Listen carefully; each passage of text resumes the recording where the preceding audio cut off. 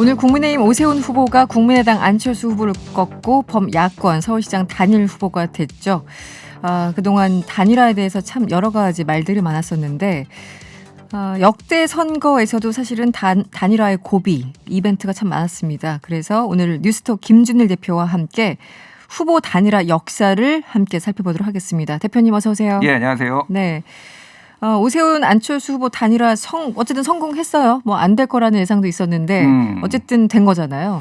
됐죠. 어떻게 보셨습니까? 이번 단일화는 과거의 단일화와 뭐가 좀 비슷하다 혹은 좀 다르다 뭐 어떤 개인 감상평이 있으십니까?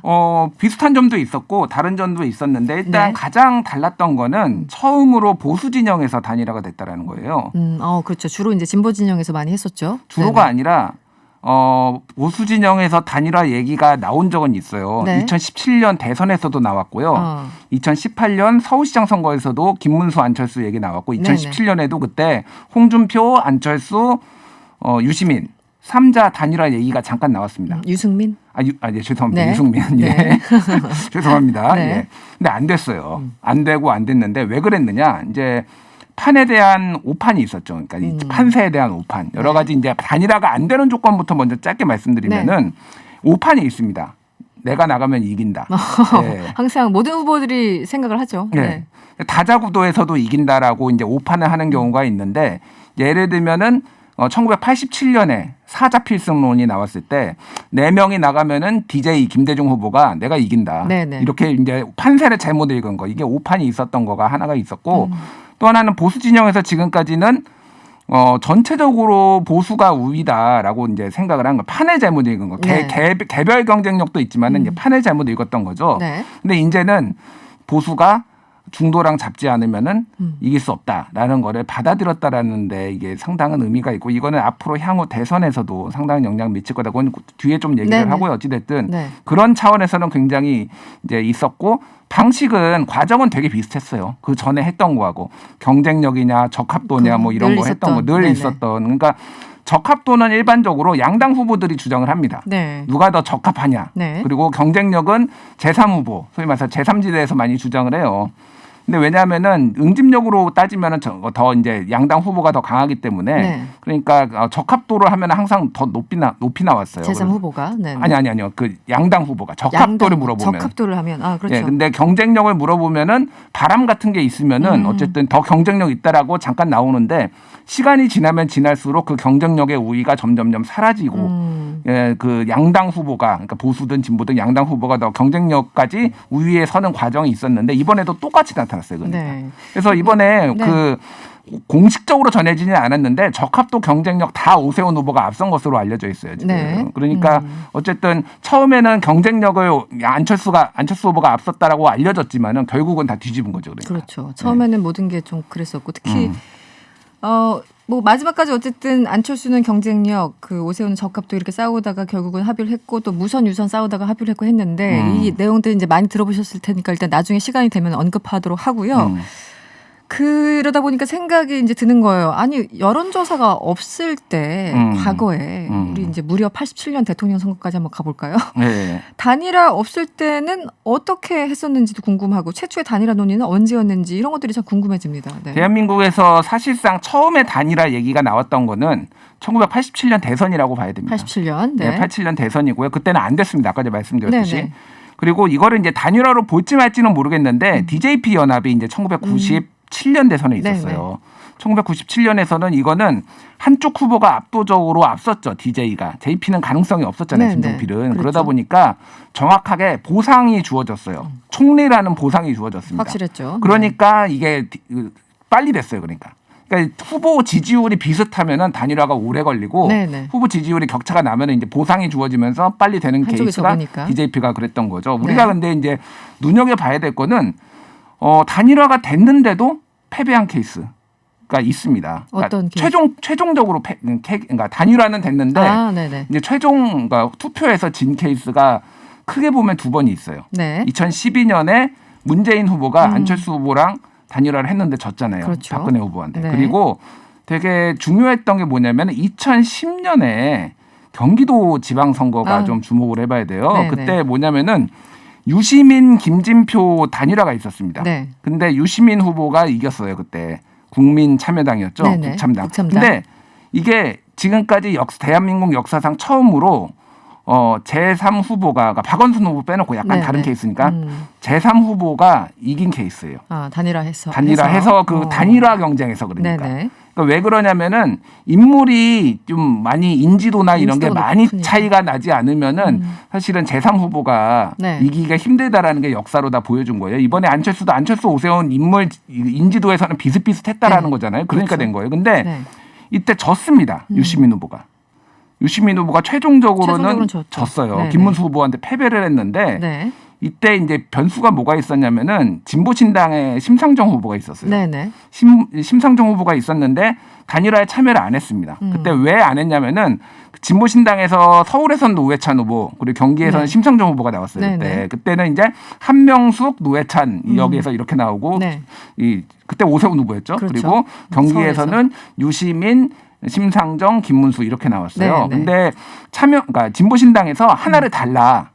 그러니까 서울이든 경기든 하나를 달라라고 하면서 이제 단일화의 논의에 참여를 안 한 거예요. 네. 근데 심상정 후보가 결국은 사퇴를 합니다. 사흘 전에. 네네. 사흘 전에 사퇴를 해요. 기억나요. 네. 예, 그런데 아시다시피 이미 다 이게 인쇄가 된 거예요. 그래서 이번에는 그 인쇄 들어가기 전에 사퇴를 했기 때문에 네네. 사퇴라고 표기가 되잖아요. 그렇죠. 심상정 후보는 그때 사퇴 표기가 안 돼 있었습니다. 그래서 무효표가 그때 당시 18만 표가 나왔어요. 꽤 많이 나왔어요. 네. 그게 어느 정도 많이 나온 네. 거냐면은 서울이 6만 표 나왔거든요. 그러니까 3배가 나왔어요. 세 그러니까 심상정 후보가 사퇴를 한 것을 받아들이지 못하겠다는 진보신당 사람들이 지지자들이 다 찍은 거예요.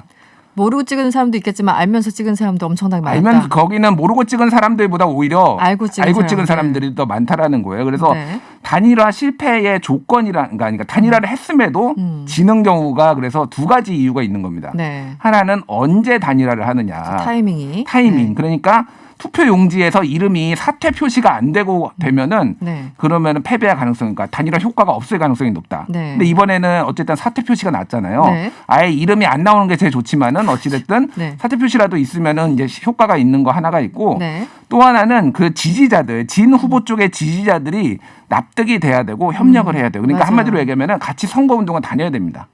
그래서 2012년 대선에서 문재인 후보가 떨어진 게 뭐 여러 가지 이유가 있지만은 안철수 후보가 미국 가버렸어요. 그때 감정이 완전히 상했거든요. 같이 만약에 선거운동을 다녔다라고 한다라면은 모른다 뭐 이런 얘기들도 있었어요. 선거 운동을 했는데 아주 적극적이지 않았다. 또 따로 했다라는 그런 비판이 있었고 미국을 간 건 이제 투표 당일 날이었죠. 당일날이었죠. 어찌됐든 예, 네. 맞습니다. 정확하게 팩트 체크를 해주셨네요. 네. 어찌됐든 그러니까 전체적으로 보면은 시너지 효과가 나려면은 타이밍 시점, 그렇죠. 사퇴 시점하고 그리고 적극적으로 이제 참여를 하느냐. 그러면은 지금 이제 현재 대입을 해보면은 네. 현재 뭐 타이밍은 이미 끝났고 그러면은 안철수 후보가 얼마나 오세훈 후보랑 같이 다니면서 적극적으로 하느냐. 네, 적극적으로 하느냐가 네. 단일화 효과가 세게 나오느냐 안 나오느냐가 이제 변수가 달려 있는 거죠. 그러니까 좀 정리를 하자면 단일화 실패한 경우를 보면은 이제 오판, 내가 나가면 이길 거라는 어떤 후보들의 자만심, 또 판을 못 읽는 것, 그리고 타이밍 놓치는 것 이게 이제 단일화 실패의 어떤 요인들, 팩터들. 그리고 되는 잘 되는 성공적인 사례는 후보 간에 아예 그냥 그 지지도가 확 차이 났을 때 한 명이 굽히고 들어오기에 너무 쉬운 환경 예, 그게 예. 있어야 되는 거고 또 전폭적으로 또 도와주는 그런 경우들 그럼 그렇죠. 단일화가 이제 성공하는 그렇죠. 이 두 가지로 설명을 해주셨어요.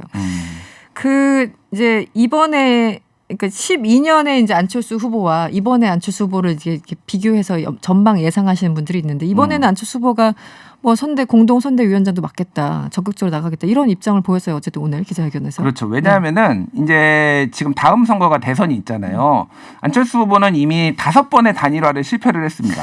참 많이 패배의 아이콘이 돼버렸어요. 어찌됐든 네. 단일화 얘기가 됐든 안 됐든 네. 다 이제 패배를 했는데. 근데 마지막으로 기회가 있다라면은 내년 대선에서 본인의 롤을 찾아야 되는 거예요. 네, 네. 그러면 이제 합당이 됐든 뭐가 됐든 거기에서 하려면은 적극적으로 이번에 돕지 않는다라면은 2012년에도 사실 문재인 후보 안 도왔다고 요거 엄청 먹었거든요. 네, 네, 그렇죠. 그러니까 네. 똑같은 거를 반복할 수는 없다. 그러면 어쨌든 보수 진영으로 이제 갈 거 아닙니까? 네. 그럼 거기에서 롤을 찾아야 된다라는 거고 그렇다고 한다면 이번에는 적극적으로 많이 도와야 된다는 거죠. 안철수 후보 같은 경우는 이미 지난주에 이제 합당 카드까지 꺼내 들었었잖아요. 그때 이제 단일화 막 논의할 때 합당을 하기로 했으니까 더더욱 국민의힘의 어떤 마음을 얻어야 되는 거고 국민의힘 지지자 더 열심히 싸울 수밖에 없는 환경인 것 같아요. 지금을 보면 지금 그렇죠. 당장의 환경 보면 이제 또 하나가 이제 소위 말하는 윤석열 변수가 있는 거예요. 그렇죠. 윤석열 네. 총장 변수가 있는데 사실 윤석열 총장은 대체제예요. 안철수의 대체제. 사실 그 많이 겹쳤거든요. 네네. 그 지지자들을 보면은. 네네. 그러니까 그 효용을 이제 본인이 예를 들면은 다음 대선에서 안철수, 윤석열 뭐 다른 뭐 국민의힘 후보 뭐 이렇게 나왔을 때 안철수 후보가 얼마나 가져갈 수 있느냐. 별로 이제 포션이 없다는 말이에요. 네. 그렇다고 한다면 오히려 한쪽에 바짝 붙어서 국민의힘에 입당을 하든 합당을 하든 바짝 붙어서 네. 그 내부에서 국민의힘 후보로 네. 되는 게 훨씬 더 가능성이 있다라는 거죠. 그러니까. 이번에 오세훈 후보가 어쨌든 나경원을 넘어서 안철수를 넘어서 승리하는 걸 보면 이 조직의 힘이라는 게 정말 무시무시하구나라는 걸 다시 한번 좀 느꼈을 것 같다는 생각이 들어요. 안철수 후보. 무시무시하죠. 조직의 네네. 힘은. 조직의 예. 힘이 무섭죠. 알겠습니다. 지금 어쨌든 오늘 오세훈 후보, 박영선 후보 양자 대결입니다. 앞으로 선거라는 게 한 보름 남았지만 사실 한 3, 4일 앞두고도 여러 가지 변수가 일어나는 게 또 우리나라 선거판 아니겠습니까? 한국 선거 네, 몰라요. 모르니까요. 예. 어떤 변수들이 있을까요? 과거의 어떤 뭐 사례를 들어주셔도 되고 뭐 여러 가지 사례가 그러니까 내가 잘하지 못해도 상대방이 헛발질하길 바란다던가 뭐 여러 가지 있잖아요. 또 숨겨놓은 카드가 있다던가 뭐 일단 뭐 개인 비리 같은 게 숨겨놓은 게 뭐 있다라고 한다라면 그걸 카드를 꺼낸다라면 특히 이제 오세훈 후보와 관련해서 민주당에서 꺼낸다라고 하면은 네, 만약에 있다면 파괴력이 있다라고 한다면 그거에 예의가 되는 거고 이번 선거는 지지층 결집이 상당히 중요할 겁니다. 이번 선거는 예, 왜냐하면은 역대 서울시장 선거를 보면은 양자 구도에 가까운 그런 구도가 되면은 대체적으로 2등한 후보가 43에서 46%까지 얻었어요. 네. 그러니까 지금 박영선 후보도 뭐 30%대 나오지만은 네네. 45% 이상 갈 겁니다. 실제 이제 딱 붙어버리면 네, 실제 붙어버리면은 양자로. 이제 지지층 결집인데 이번에는 휴일도 아니고 사실 민주당 지지자들이 상당히 이거를 가야 되나 말아야 되나 좀 느슨한 지지자들 이런 네. 분들은 고민을 하는데 어떻게 결집을 시킬 것인지, 그러니까 적폐한테 넘겨줄 수 없다 뭐 이제 이런 것들이 이제 민주당에서 뭐 하겠죠. 뭐 그런 것들이 얼마나 이제 먹히는지 이런 것들이 되게 이제 중요해진 선거 구문이 되는 거예요. 알겠습니다. 이게 또 평일이라서 투표장 가기까지가 또 굉장히 어려운 분들이 계셔서 여러 가지 변수가 있을 것 같습니다. 네, 저희들 맞춰야 될 시간입니다. 오늘 잘 들었고요. 지금까지 뉴스톱의 김준일 대표였습니다. 오늘 고맙습니다. 예, 감사합니다.